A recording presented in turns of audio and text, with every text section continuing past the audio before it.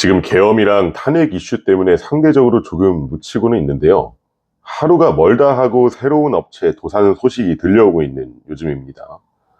최근 법정 관리에 들어갔다거나 그에 준하는 심각한 유동성 위기를 겪고 있는 기업들 중에서 이제 누구나 한 번쯤은 이름을 들어보셨을 만한 그런 유명한 기업들만 한번 나열을 해보겠습니다.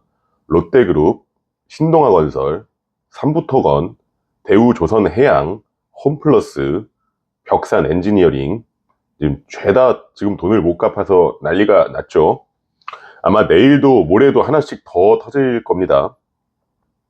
벽산 엔지니어링 얘기를 한번 해보겠습니다. 고객사로부터 제가 미수대금 2억 원을 못 받은 지 지금 몇 달 됐다. 벽산이라는 회사가 탄탄하니까 기다리고는 있는데 더는 안 될 것 같다. 조치를 취해야 할 것 같다라는 상담을 받은 게 약 2주 전이었습니다. 그때 제가 지금 이렇게 조치를 취할 수가 있으니 이렇게 해보시죠 라고 답변을 드렸었는데요. 일주일 전에 벽산이 회생 신청을 해버렸죠. 그래서 지금은 원래 계획하고 있었던 조치들을 실행하기가 좀 어려워진 상황이 되어버렸습니다. 앞으로도 이런 일들이 많을 겁니다. 회생 신청이라는 게 뭐냐? 대충은 다들 알고 계시겠죠. 기업이 도산하면 취할 수 있는 절차가 이제 크게 두 가지 있습니다. 하나는 파산이고요. 지금 내가 가진 재산을 다 매각해서 지금 내가 가진 채무 전부를 갚아버리고 남아서 못 갚는 부분들은 어쩔 수 없이 날려버리는 절차, 그게 파산입니다. 내 자산이 50억 원이고 내 채무가 총 100억 원이다. 그러면 채권자들 다 모아놓고 50억 원 갚고 나머지 50억 원은 이제 공중 분해시켜버리는 거죠. 못 갚는 50억 원에 대해서는 채무자가 면책을 받기 때문에 이제 그냥 세상에서 없어져 버리는 겁니다. 이제 두 번째는 회생입니다. 회생은 내가 지금 50억 자산이 있고 빚도 한 100억 있는데 이거 도저히 내가 다 갚지는 못하겠지만 채권자들끼리 모여서 조금 탕감을 해주면, 예를 들면 빚을 100억 중에 한 30억 원 탕감해서 70억 원으로 줄여주면 한 번에 다 갚지는 못해도 나눠서 천천히 언제까지는 갚을게, 이런 절차입니다. 이게 회생이에요. 그래서 회생계획안이라는 것이 법원에서 통과가 되면요, 그 회생계획에 따르지 않고서는 돈을 갚을 수가 없어요. 채권자가 강제로 집행할 수 없습니다. 이제 파산보다는 그래도 기업의 정상화 가능성이 있다는 점에서 조금은 상황이 낫다는 건데, 이렇게 회생 인가가 되면 기업체가 스스로 경영을 할 능력이 없다고 보고 법원이 관리인을 선임해서 그 관리인이 대신해서 기업을 운영하도록 강제를 합니다. 그래서 법정관리라고 불리는 거예요. 이제 파산이든 회생이든 간에 채권자들의 채권 손실은 어쩔 수가 없어요. 그런데 이런 파산 또는 회생이 있게 되면 그 기업들에 대해서 채권을 가진 직접 채권자들만 손해를 보는가 하면은 그렇지가 않습니다. A 기업이 회생을 하게 되면 A 기업에 대해서 채권을 가진 B도 위기를 겪게 되고 B에 대해서 채권을 가진 C도 어려워집니다. 그래서 큰 규모의 회사, 특히 이제 건설업처럼 이제 하수급 업체들이 많은 그런 기업이 파산이나 회생을 하게 되면은 사회 경제적으로 큰 파장이 발생을 하는 거예요. 지금 뉴스 보시면요, 홈플러스 입점에 있는 그 입점 사업체들이 홈플러스로부터 돈을 못 받게 생겼으니까 자기네 카드 리더기를 앞에다 갖다 놓고 직접 여기다 결제하라고 해버립니다. 똑같은 일이 발생한 거죠. A 기업이 망했는데 B 회사가 A로부터 돈 못 받으니까 어쩔 수 없이 고객들한테 가져다 놓고 이거 나한테 결제를 해라, 지금 이런 상황까지 가고 있는 겁니다. 지금 상황이 안 좋다는 점에서는 다들 인지를 하고 계실 텐데 막상 발빠른 대처를 하고 계신 분들은 이제 많지가 않은 걸로 보입니다. 아마 사업체들을 경영하고 계시거나 또는 사업체에 근무하고 계신 분들 중에서는 이제 거래처가 지금 대금 지급 기일이 지났는데 조만간 돈이 들어올 테니까 조금만 기다려 달라 이러면서 돈 안 줘서 못 받고 계신 분들이 아마 꽤 많으실 거예요. 제가 정확하게 말씀드릴게요. 그거 기다려줘도 못 받습니다. 그래서 지금 당장 피도 눈물도 없이 오늘 바로 채권 회수 들어가셔야 합니다.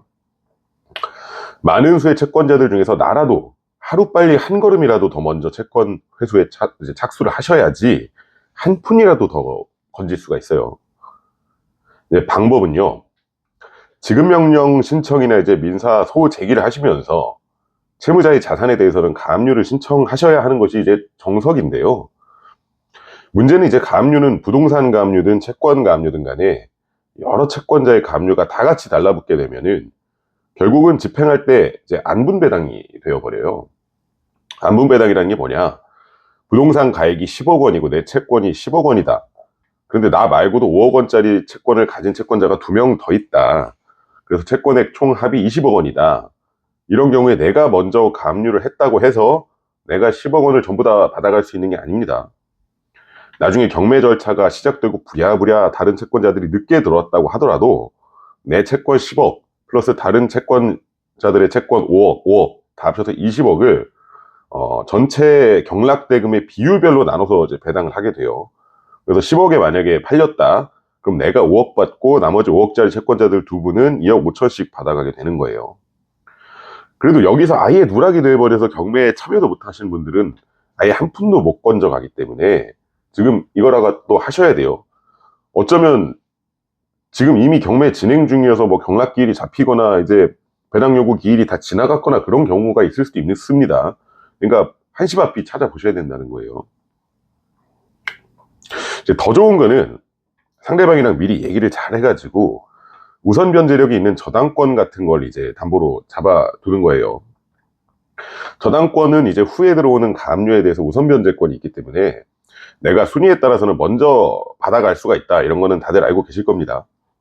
다만 이건 이제 강제 집행이 아니고 채무자가 스스로 용인을 해서 다 같이 절차를 밟아줘야 되기 때문에 막무가내로 할 수 있는 것은 아니에요.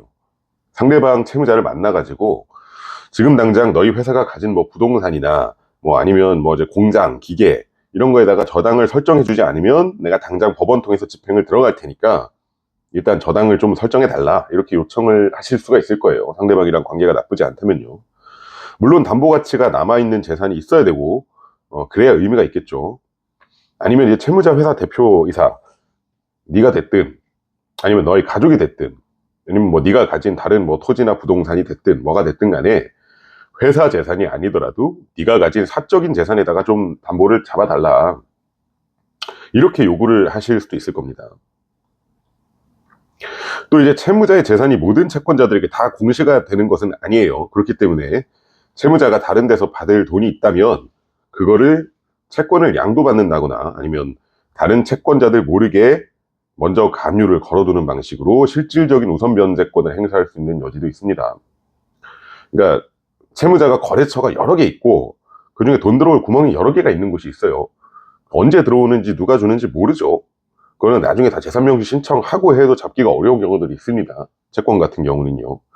근데 상대방 채무자랑 얘기가 잘 돼서 언제까지 들어올 돈이 이게 있는데 이거는 다른 채권자들은 모른다. 그럼 이제 그거에 대해서 나만 담보를 잡아둘 수 있는 여지가 있다는 겁니다. 그런데 문제는 이런 절차 중에 채무자가 당장 급하니까 사실은 받을 돈이 없거나 아니면 깡통 채권이거나 뭐 아니면 이제 백으로 지가 따로 받아서 챙길 생각을 하면서도 형식적으로만 채권자에게 담보로 제공을 한다거나 이렇게 해서 당장 위기를 모면하려고 하는 경우도 정말 많습니다. 그래서 이렇게 채권 확보 절차를 하실 때는 채무자에게 이제 돈을 지급해야 하는 그 제3채무자 회사랑도 얘기를 잘 해보셔야 돼요. 이게 진짜 있는 채권인지 이게 뭐 다른 사정이 있는 건 아닌지 그 채권 언제까지 갚는 게 맞는지 이거 실제로 좀 돈 들어올 만한 여지가 높은 건지 이런 거 미리 잘 확인을 하고 서류상 다 받아 놓으셔야 의미가 있을 겁니다. 사업하시는 경우뿐 아니고요. 전세보증금 못 돌려받고 계신 분 아니면 내가 상가 임대를 놔놨는데 임차인이 차임도 안 내고 계속 버팅기면서 안 나가고 있는 경우라든가 내 돈 누구 친구한테 빌려줬는데 아직도 안 갚고 차일피일 미루고 있는 경우 이런 경우 전부 지금 당장 회수 절차 들어가셔야 합니다. 올 한 해 정말 많이들 망할 거고요. 나한테 돈 줘야 하는 사람이 망해버리면 나도 같이 망할 수도 있는 거예요. 올 한 해는 이제 생존이 제1의 목표가 되어야 합니다. 하루라도 더 먼저 대비하고 움직이시는 분들이 살아남으실 거예요. 안심하지 마시고요. 당장 움직이셔서 이 올해의 차가운 이 계절에 잘 대비를 하시길 바라겠습니다.